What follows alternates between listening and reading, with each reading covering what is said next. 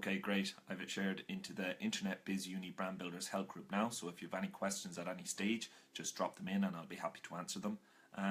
So what I want to speak about today is insert cards. I've been getting a lot of questions from people in regards to what you can and can't do with insert cards, and how do I set up my insert cards. I'm just going to speak to you about that in this video. So again, if you have any questions at any stage, just pop them in and I'll get around to answering them after.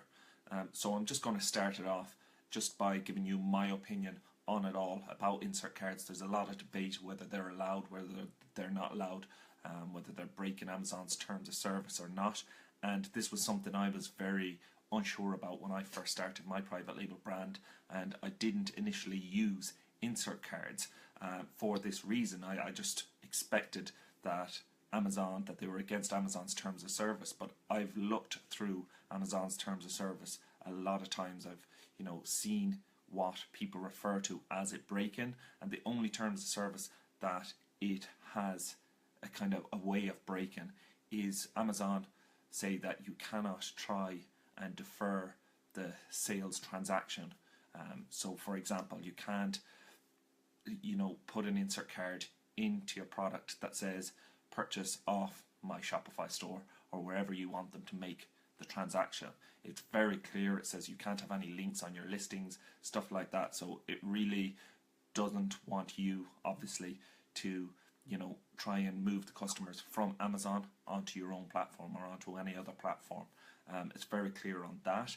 So I really just don't go near that. I don't try and defer the sales transaction to my own website, and I advise you to do the same.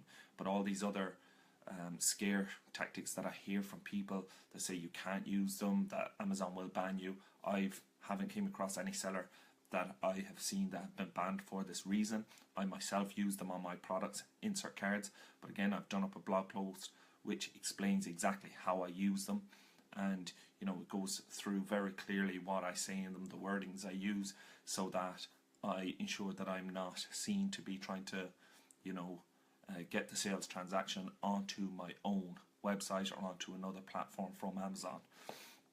And you can easily use them to do to kind of get your customers to do what you want, or to at least ask them. But this is another thing that you should be really clear about before you start. A lot of customers don't even read the insert cards, especially if they're low value products. So if they're products that are selling for, let's say, below $15-20, it's highly unlikely that a customer is going to read through a long insert card. So again, you can try shorter ones, just snappy ones to the point, but it's very unusual that a customer will read through them. And I know with my products that sell for below $20, I get very little traction, very little people follow through with the message that I put to them in the product insert card. So I advise you to do the same. If you're creating insert cards, you should create them with one specific goal in mind. So just trying to get the customer to do one thing, or asking the customer to do one thing. I've seen insert cards being developed that kind of have a list of stuff for the customer to do.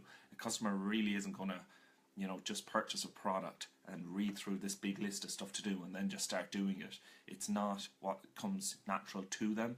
But if you have one specific goal that you want them to do, then it is possible to get them to do that. But even doing it this way, I've been using insert cards for 3 years now, and you still get a low response. So you can ask your customer to either leave a review, you can ask them to upload pictures, you can ask them you can give them a discount code to come back and make a repeat purchase. Again, depends what your goal is, but only set one goal. Don't try and get them to do a load of different things at once, as it will be highly unlikely that you will be successful using this, or at least I have been unsuccessful in the past when I've tried to get them to do a couple of things at once.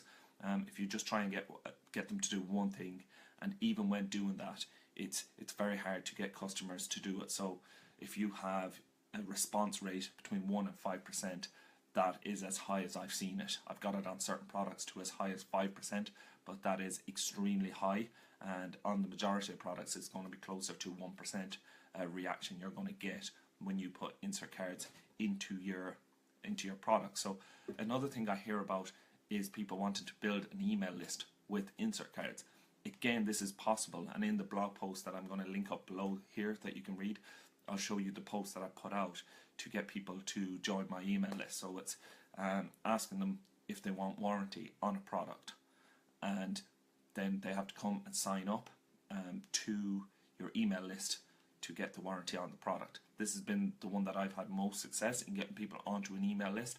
Again, you have to be very careful the way you word it.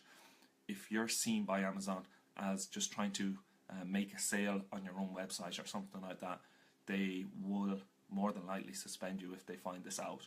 So you have to really word it really careful and do it around something like that, that you're given warranty on a product and they can come and sign up for that, you know. And again, I've put all that in the blog post so you can read it. It goes through all the details. But if I was you, I would not be afraid to use insert cards. I work with a lot of new sellers, people who go through the Unique Private Label course, and a lot of them often ask, you know, can we use insert cards? And, you know, in my opinion, you can. I've used them for the last 3 years. Nothing has happened. But again, you have to be careful. You just can't be seen to be diverting the sales process. But that's the only terms of service that I can see you possibly breaking when you use insert cards. But again, if you use them as I suggest and as I put in the blog post and very carefully word how you write into your insert cards, then you can use them, no problem with that, and you can get a small percentage of customers to follow the orders that you kind of give in your insert cards. And yeah, it's a great way to either get reviews, to start to build an email list, to brand.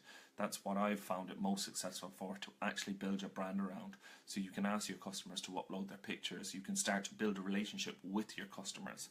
And, you know, it's a great way to, you know, just to grow your brand. Amazon's an amazing place to launch your platform. But if you want to build a real successful brand, you have to build it everywhere. It has to be like a community you have to build around your brand. And you can use insert cards to really help you start to build that process with customers that find you on Amazon. And you can start to build the relationship with them and hope that they stay with you for a long time. So I hope that you've found this extremely helpful, and if you have any questions, please drop them in below and I'll be happy to answer them. Speak to you all again soon.